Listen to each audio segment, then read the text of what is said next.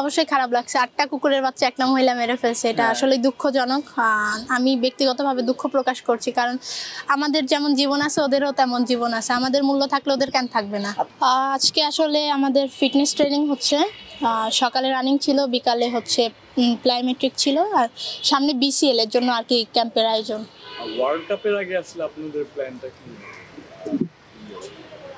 World কাপের আগে আসলে কালকে থেকে আমাদের শুরু হয়েছে ফিটনেস ক্যাম্প, 7 দিন এটা থাকবে। দেন হচ্ছে 12 তারিখ আমাদের রিপোর্টিং আছে। আপনারা হয়তো জানেন যে 15 তারিখ থেকে বিসিএল শুরু, এই নিয়ে আর কি।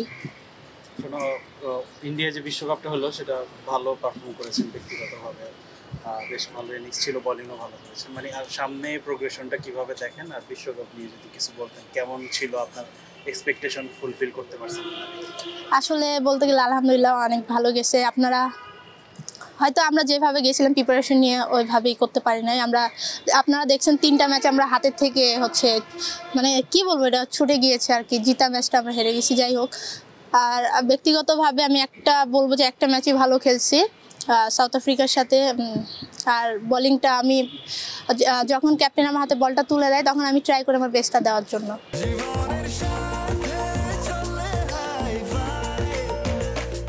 স্বাস্থ্যকর অল টাইম হানিকম, সব সময় অল টাইম হেলদি লাইফ। শ্রীলঙ্কার বিপক্ষে ম্যাচ হারের পর কি কষ্ট লেগেছিল? হ্যাঁ, অবশ্যই কষ্ট লাগছে। আমরা তো হচ্ছে কি বলবো, এটা পার্সোনালি অনেক কষ্ট লাগছে, ব্যক্তিগতভাবে অনেক কষ্ট লাগছে। কারণ ওই ম্যাচটা আমি যখন আউট হয়ে গেছি, আমি তখনও আশা করি না যে আমরা খেলাটা হেরে যাব। যাই হোক, ব্যাটিং ইউনিট নিয়ে কি কোনো আলাদা কাজ করা হচ্ছে নাকি? মানে ওয়ার্ল্ড কাপে আমরা দেখেছি যে কয়েকটা ভালো পারফরমেন্স ছিল, কিন্তু কিছু জায়গায় আসলে ল্যাকিং ছিল। তো ওই জায়গাতে কোনো আলাদা কথা বলা হয়েছে নাকি আপনি?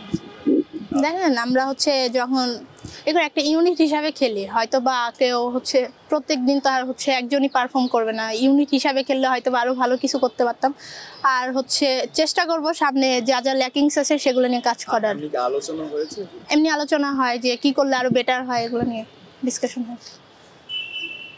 যে বিশ্বকাপের যে পারফরমেন্সটা, ওইটার ধারাবাহিকতা আমরা দেখছি যে নতুন আপনি ভালো করেছেন, রাবেয়া ভালো করেছেন, মানে যারা নতুন প্লেয়ার আছে টিমের মধ্যে, যারা আন্ডার-19 থেকে এসে গত 3-4 বছর, তারা ভালো করতেছে। এইটা আর কি কিভাবে দেখেন আপনারা যে সামনে বাংলাদেশের মেয়েদের দিকে এগিয়ে নেওয়া?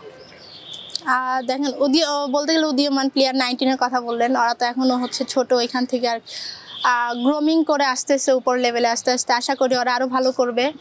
আর আমাদের দায়িত্বটা হচ্ছে, মানে আমরা যখন যাই আমাদের দায়িত্ব থাকে যে দেশের জন্য যেহেতু খেলতে যাচ্ছে, আমাদের অবশ্যই নিজের সেরা দেওয়ার চেষ্টা করি। আর হচ্ছে ট্রাই করি, অবশ্যই সবাই সবার বেস্টটা ট্রাই করে, হয়তো কখনো হয় কখনো হয় না, কিন্তু আমরা ট্রাই করি সবসময় নিজের বেস্টটা দেওয়ার জন্য।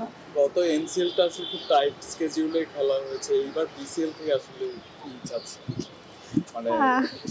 মানে অনেক প্লেয়াররাই বলেছে যে বেশি স্ট্রেসফুল হয়ে যাচ্ছে, যে 8-9 দিনে টুর্নামেন্টটা শেষ করতেছে। এবার আসলে কেমন গেছে বিসিএল এর আগে?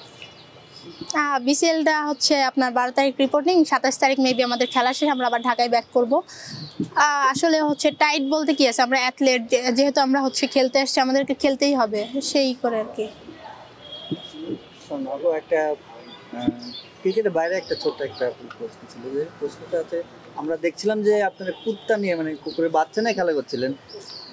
সোশ্যাল মিডিয়ায় দেখছিলাম যে কুকুরের বাচ্চার একটা ঘটনা ঘটছে, ওটা কি দেখছেন, যেটা খারাপ লাগছে কিনা? অবশ্যই খারাপ লাগছে। 8টা কুকুরের বাচ্চা একটা মহিলা মেরে ফেলছে, এটা আসলে দুঃখজনক। আমি ব্যক্তিগতভাবে দুঃখ প্রকাশ করছি, কারণ আমাদের যেমন জীবন আছে ওদেরও তেমন জীবন আছে, আমাদের মূল্য থাকলে ওদের কেন থাকবে না। আপনারা যখন প্র্যাকটিস করছিলেন, কুকুরের বাচ্চাটাও দেখছিলাম যে আপনাদের সাথে প্র্যাকটিস করছিল, লাফালাফি করছিল, খেলা করছিল, এনজয় করছিলেন কিনা বিষয়টা? হ্যাঁ, অবশ্যই এনজয় করতেছিলাম। সোবানা আপু হচ্ছে আপনার কুকুরটার সাথে খেলা করতেছিল, দেন হচ্ছে কুকুরটা দেখছি আমাদের সাথে মিশে গেছে, আমরা যা করতেছি কুকুরটাও তাই ট্রাই করতেছিল, দেখছি বালির উপর লাফালাফি করতেছে, ঝাপাঝাপি করতেছে, দৌড়াদৌড়ি, এনজয় করতেছিলাম।